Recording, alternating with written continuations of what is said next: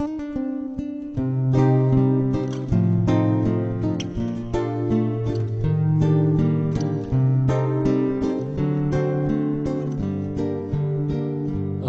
mattina mi sono alzato, oh bella ciao, bella ciao, bella ciao, ciao, ciao. Alla mattina mi sono alzato e ho trovato l'invaso. Partigiano, portami via, oh bella ciao, bella ciao, bella ciao, ciao, ciao. Partigiano, portami via, ch'io mi sento di morire. Se io muoio da partigiano, oh bella ciao, bella ciao, bella ciao, ciao, ciao. Se io muoio da partigiano, tu mi devi seppellire lassù in montagna, oh bella ciao, bella ciao, bella ciao, ciao, ciao. Seppellire lassù in montagna, sotto l'ombra del fiore, e la gente che passeranno, oh bella ciao, bella ciao, bella ciao, ciao, ciao. E la gente che passeranno mi diranno che bel fiore, questo è il fiore da partigiano, oh bella ciao, bella ciao, bella ciao, ciao, ciao. Questo è il fiore da partigiano, molto bella libertà. E questo è il fiore da partigiano, molto bella libertà. E questo è il fiore da partigiano, molto Merci. Mesdames, Messieurs, chers amis, chers camarades, c'est avec beaucoup d'émotion que nous sommes aujourd'hui rassemblés à ce lieu pour honorer la mémoire de Pierre Assémar. Rendre hommage à cette figure du syndicalisme revêt de nos jours une importance particulière. Il fut assassiné par les nazis le 7 mars 1942 devant la prison d'Évreux. Il fut arrêté et condamné sur ordre du gouvernement de Vichy parce que militant politique au Parti communiste français et militant syndical et dirigeant syndical à la CGT, et de ce fait considéré comme un terroriste. Il fut livré à l'occupant et tué froidement comme otage par mesure de rétorsion. Il y a de cela 75 ans. C'est si peu à l'échelle de l'histoire, mais mesurons à quel point dans une si courte période, certains repères pourraient être aisément effacés si nous n'étions pas suffisamment attentifs. Les historiens et ses compagnons de route ont coutume de dire de cet homme qu'il était un visionnaire, parce qu'il fut parmi ceux qui ont écrit les premières pages d'une conception moderne du syndicalisme. Il prônait envers et contre tout le rassemblement des salariés et la dimension unitaire à donner aux luttes comme un élément indispensable à la construction du rapport de force. Il a porté le syndicalisme comme devant être une force de contestation, mais aussi de propositions alternatives aptes à créer la mobilisation des salariés pour parvenir à négocier sur des bases revendicatives construites avec eux. C'est à partir de cette analyse que dès 1937, au regard du développement des technologies et de l'évolution du salariat, il a porté le besoin d'élargir le champ syndical de la CGT aux salariés de l'encadrement. C'est aussi à partir de son étude de l'environnement politique, économique et social qu'il a porté la nécessité d'un syndicalisme qui doit garder son indépendance vis-à-vis des partis politiques, tout en précisant avec beaucoup de clairvoyance qu'indépendance ne signifie pas neutralité. Ses idées avant-gardistes étaient guidées avant tout par des valeurs profondément humaines et par une appréciation très fine du contexte. Cet homme était surtout animé par la volonté de voir se construire une société sur les bases de la paix, de la justice, de la démocratie, de la solidarité entre les hommes et entre les peuples, du respect de l'être humain et de son travail. Il ne s'agit pas aujourd'hui de faire un simple rappel historique pour éviter que certaines pages de notre histoire contemporaine tombent dans l'oubli, même si ce travail de mémoire est indispensable. Il s'agit de faire en sorte que ceux comme Pierre Semar, qui sont morts pour défendre leurs idéaux, nous servent de guide. C'est le message que Pierre Semar a transmis aux cheminots quelques heures avant de tomber sous les balles de l'occupant nazi. Comme il est étonnant de mesurer à quel point les batailles revendicatives menées par cet homme quand il dirigeait la fédération CGT des cheminots sont modernes et d'actualité. Donner au transport ferroviaire la dimension d'un grand service public au sein d'une entreprise publique unique et intégrée pour répondre aux besoins de la nation, tant pour le développement industriel des territoires que pour la mobilité des citoyens. Alors que les compagnies privées avaient conduit le ferroviaire à la faillite, il a œuvré pour la création de la SNCF en 1938. Aujourd'hui, on nous resserre pourtant les discours passéistes sur la nécessaire privatisation et sur les bienfaits de la concurrence. Il a négocié les congés payés pour les cheminots et la réduction de leur temps de travail.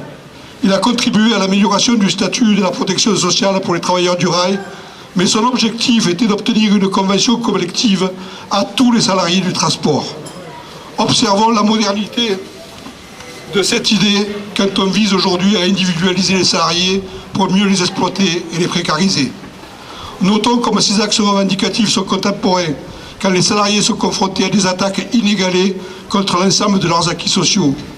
Ne nous leurrons pas, les représentants du patronat comme les forces politiques réactionnaires de l'époque tenaient les mêmes discours qu'aujourd'hui. Coût du travail trop élevé, protection sociale ruineuse, statut trop protecteur, code du travail trop rigide étaient déjà les arguments du CGPF, devenu plus tard CNPF, puis MEDEF. Alors que leur fortune n'a jamais cessé d'augmenter et que leur remise en cause des règles sociales ne les a jamais empêchés de licencier, de délocaliser et de fragiliser le salariat quand il s'agit de répondre aux exigences des actionnaires qui perçoivent des dividendes indécents. Souvent, comme un militant syndical, lorsque nous plongeons dans l'histoire du mouvement social et de la vie de ses camarades dans cette période sombre de notre pays, une question nous vient à l'esprit. Qu'aurions-nous fait à leur place ? La réponse à cette question, nous ne l'aurons jamais. Alors une deuxième interrogation devient plus intéressante. Que ferait-il à notre place dans la période que nous traversons ? Et là, je pense que la réponse nous paraît plus évidente. Les combats menés par Pierre Semar et ses compagnons doivent impérativement se poursuivre. Rendre hommage à Pierre Semar doit se traduire par notre engagement sans faille contre les puissances financières et patronales, contre les forces politiques qui ne sont là que pour les servir. Faire en sorte de poursuivre leur œuvre, c'est lutter pour la paix dans le monde, c'est accueillir ceux qui n'ont d'autre solution que de fuir leur pays parce qu'il y a la guerre et ou la famine. C'est combattre ceux qui détruisent la planète délibérément, engendrant les dérèglements climatiques que nous connaissons. C'est se battre pour la défense de tous les services publics.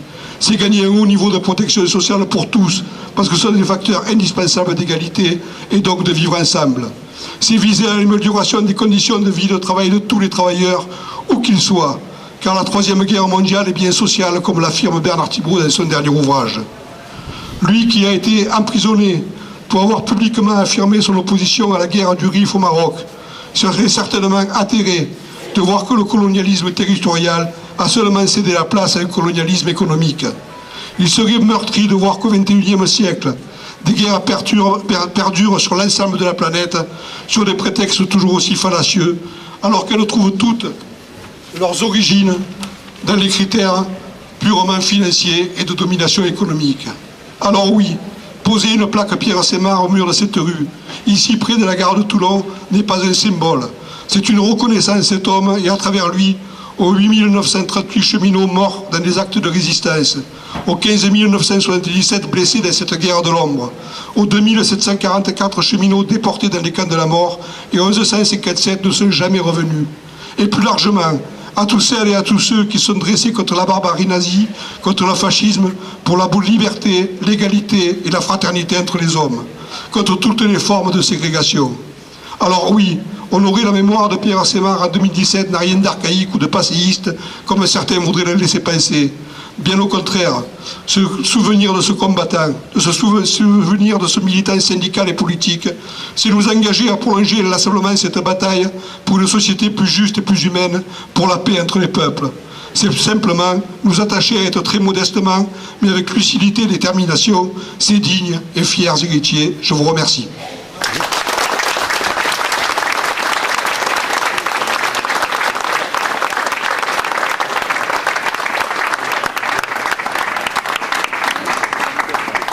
Merci Gilbert. Avant de passer la parole à Alain, je voudrais faire deux petites choses. Parmi nous avons les cheminots anciens combattants ainsi que l'ANACRE, et aussi saluer la présence de Jacques Giraud, historien, qui a bien travaillé avec notre IHS depuis bientôt 5 ans. La parole est à Alain. Bien, mes chers amis, mes chers camarades, nous sommes toutes et tous rassemblés ce soir pour rendre hommage à Pierre Semard, et je vous remercie d'avoir répondu à l'appel de l'Institut d'Histoire Sociale CGT du Var en participant à cette initiative originale. La présence de Gilbert Garel, président de l'IHS CGT et ancien secrétaire général de la Fédération CGT des cheminots, montre toute l'importance que la CGT porte à ce rassemblement. Car il ne s'agit pas pour nous d'une simple commémoration qui a déjà toute sa signification, mais d'une initiative qui, dans le contexte actuel, où nos adversaires veulent gommer le passé et rayer des mémoires le mouvement ouvrier et la culture ouvrière, se veut rappeler l'histoire et en tirer des enseignements utiles pour les luttes d'aujourd'hui et de demain. C'est à l'aube du 7 mars 1942 que Pierre Semard tombe sous les balles nazies à Évreux. Il fut arrêté le 18 octobre 1939 en gare de Loches par ceux qui allèrent porter Pétain au pouvoir. Dirigeant communiste, secrétaire général de la Fédération CGT des cheminots, administrateur de la SNCF, il dénonça le pacte de Munich et entra très tôt dans la résistance. Dans sa dernière lettre, quelques heures avant d'être fusillé, Pierre Semard écrit « Dites à mes amis cheminots qu'ils ne fassent rien qui puisse aider les nazis. Les cheminots me comprendront. Ils agiront, j'en suis convaincu. Je meurs avec la certitude de la libération de la France. » Oui, les cheminots ont entendu son message. Ils ont lutté avec efficacité et courage dans la résistance au prix d'un grand sacrifice, et Gilbert vient de le rappeler. Et puis je voudrais vous dire aussi, mes camarades, en vous conseillant de lire le dernier livre publié par l'IHS sur les mémoires de Georges Ségui, Ce que la vie m'a appris, que Georges Ségui nous révèle que son père était très ami avec Pierre Semard. Pierre Semard venait à la maison. Il a même tenu sur ses genoux le tout jeune Georges Ségui. Et le jour où Pierre Semard a été fusillé, le jeune Georges Ségui, qui n'avait pas 16 ans, a décidé de rentrer dans la résistance. Et je vous invite à lire son livre, qui est particulièrement émouvant. La rue dans laquelle nous sommes fut nommée en 1573 rue Saint-Sébastien, puis devient en 1787 la rue du Canon, l'ensuite longtemps intégrée dans le quartier chaud de Toulon appelé Chicago. En 1945, le nouveau maire communiste de la ville, Jean Bartolini, bâtit cette rue du nom de Pierre Semard, comme d'autres villes en France à la Libération. Aujourd'hui, des milliers de Toulonnais passent chaque jour dans cette rue et ignorent qui a été Pierre Semard. En particulier les jeunes générations auxquelles on n'enseigne plus l'histoire du mouvement ouvrier et le rôle joué par le Parti communiste et la CGT dans la résistance et la libération. L'IHS a sollicité la municipalité de Toulon pour refaire de nouvelles plaques de rue rappelant qui fut Pierre Semard. Cette démarche s'inscrivait dans la continuité de l'action menée pour l'obtention et la pose d'une plaque sur la façade préservée de l'ancienne bourse du travail de Toulon, que la municipalité a finalement acceptée après bien des initiatives de notre institut, et qui rappelle le rôle joué par les brigades internationales en 1936, la résistance qui s'organise dès 1940 et les luttes menées pendant plusieurs décennies.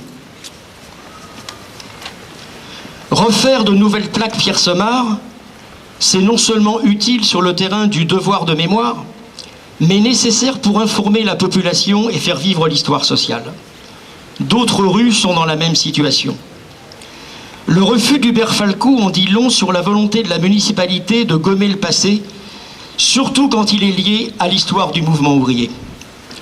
Plus encore, dans le cadre de la rénovation de la rue, incontestablement plus accueillante aujourd'hui, la municipalité a organisé des fêtes en appelant cette rue la rue des Arts et plein de panneaux le rappellent ainsi.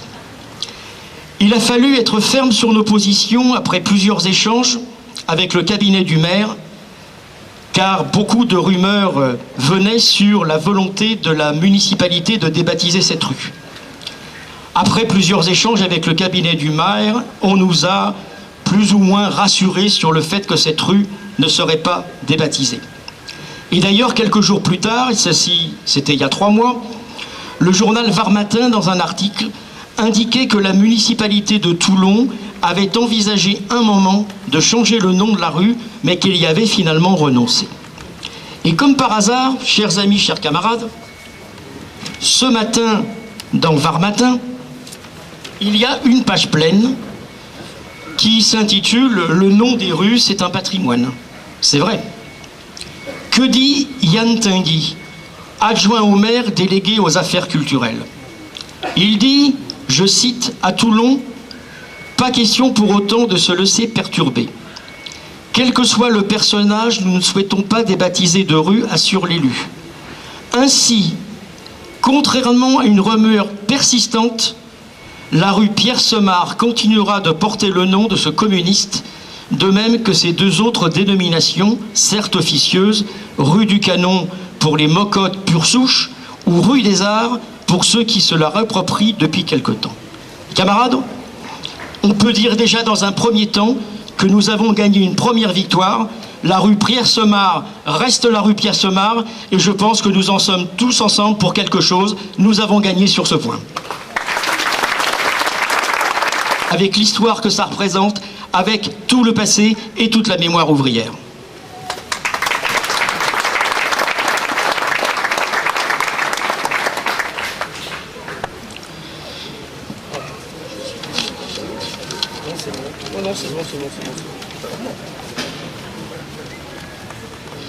C'est pourquoi nous, militants de l'histoire sociale, nous faisons toujours le lien entre la défense et la pérennité de la rue Pierre-Semard et la bataille actuelle pour défendre le code du travail, la sécurité sociale et le salaire socialisé, les congés payés, les statuts et les garanties collectives et la retraite. Parce que quand on veut toucher à une rue issue de la libération, on veut bien entendu en même temps toucher aux conquêtes sociales issues de 1945. Et pour savoir où l'on va, il faut toujours se souvenir d'où l'on vient.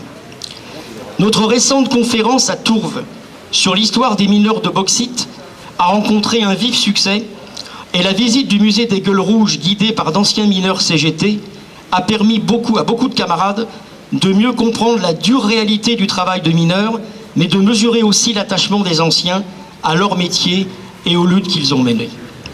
Notre prochaine conférence, présentée par André Praune le 9 novembre à l'IGESA à Toulon à 17h30, portera sur l'histoire et la défense de nos conquis sociaux.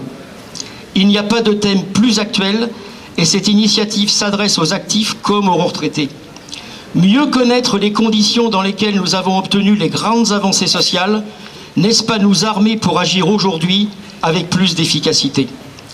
Comprendre la construction des rapports de force en 1936, après la libération et en 1968, n'est-ce pas aussi en ce moment permettre aux militants CGT de mieux appréhender les défis actuels? Cette conférence a donc pour objectif, en tirant les enseignements du passé, d'aider les camarades à être mieux en capacité de résister et de reconquérir. Nous allons aussi, début 2018, organiser une visite au nouveau musée du mémorial du Montfaron, car il est bon aussi de se souvenir du rôle de la résistance dans le Var et de l'implication du mouvement ouvrier varois dans un grand nombre de militants et dirigeants de la CGT. Dans un an, nous allons célébrer les 50 ans de mai-juin 68 et la grève générale de 10 millions de salariés qui ont bloqué le pays pendant un mois pour arracher, faut-il le rappeler, une hausse du salaire minimum de 35%, une hausse générale des salaires de 10%, la 4e semaine de congés payés et la reconnaissance de la section syndicale dans l'entreprise. Notre Institut d'histoire sociale, avec le concours actif de l'Union départementale, prépare une initiative à Toulon pour retracer en mai prochain ce qu'ont été il y a un demi-siècle les luttes dans le Var, le rôle de la CGT, l'implication de la jeunesse et l'émergence d'une nouvelle génération de militants. Cette initiative, qui se veut ouverte et festive, mettra en valeur des témoignages mais aura pour but de rassembler toutes les générations pour tirer de ces luttes passées des points d'appui pour avancer aujourd'hui. Et puis notre revue trimestrielle Luttes et Mémoires du Var va rendre compte bien sûr de ce rassemblement et de toutes nos activités. Nous sommes des passeurs de mémoire au service des syndicats, mais nous veillerons sans cesse à promouvoir la mémoire et la culture ouvrière. Pour faire pousser l'arbre, il faut toujours entretenir ses racines.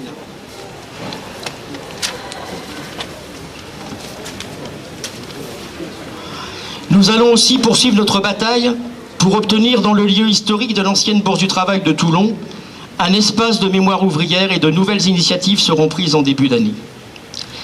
Alors mes chers amis et mes chers camarades, je vous invite à soutenir l'activité de notre IHS, à adhérer à l'IHS et de contribuer avec nous à défendre nos valeurs, à mener la bataille des idées, à redonner vie à la conscience de classe parmi le salariat et la jeunesse.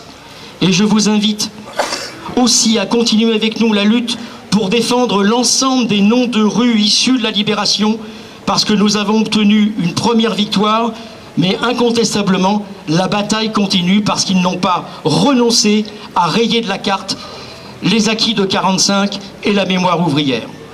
Alors, ce rassemblement y contribue. Défendre la pérennité de la rue Pierre-Semard, c'est défendre les valeurs du Conseil national de la résistance et tous les conquis sociaux actuellement en danger. Je vous remercie de votre présence. Réapproprions-nous la rue Pierre-Semard. Vive l'histoire sociale, vive l'IHS et vive la CGT.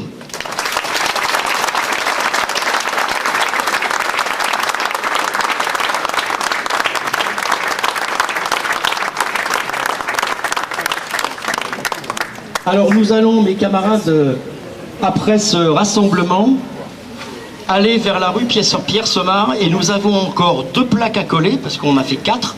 Il y a encore des noms de rue Pierre-Semard sur lesquels nous allons poser encore notre plaque.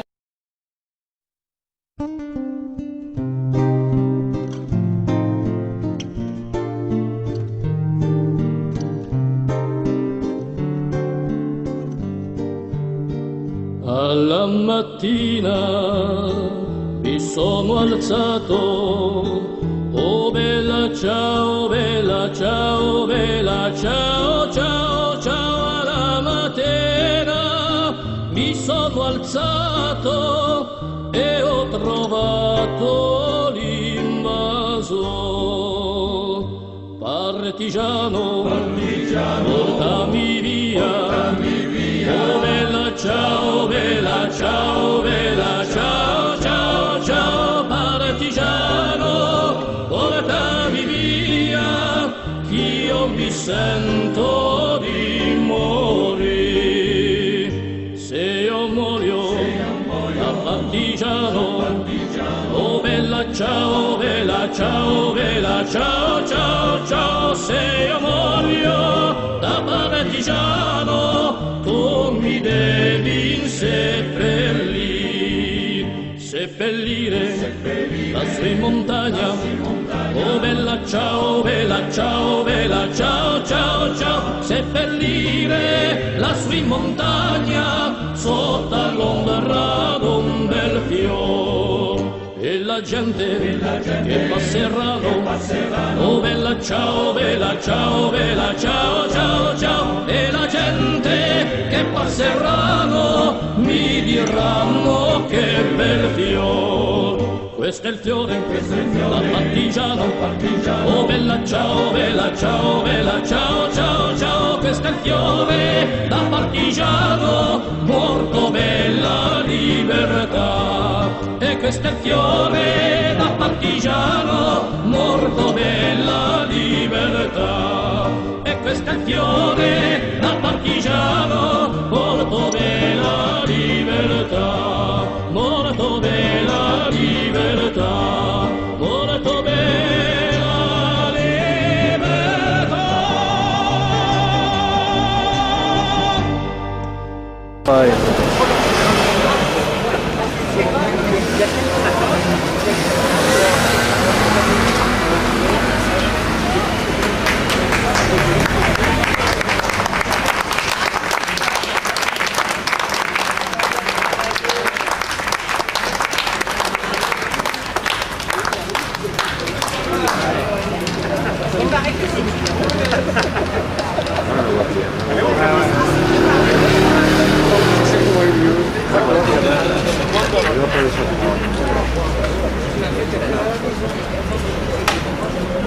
Der Ball,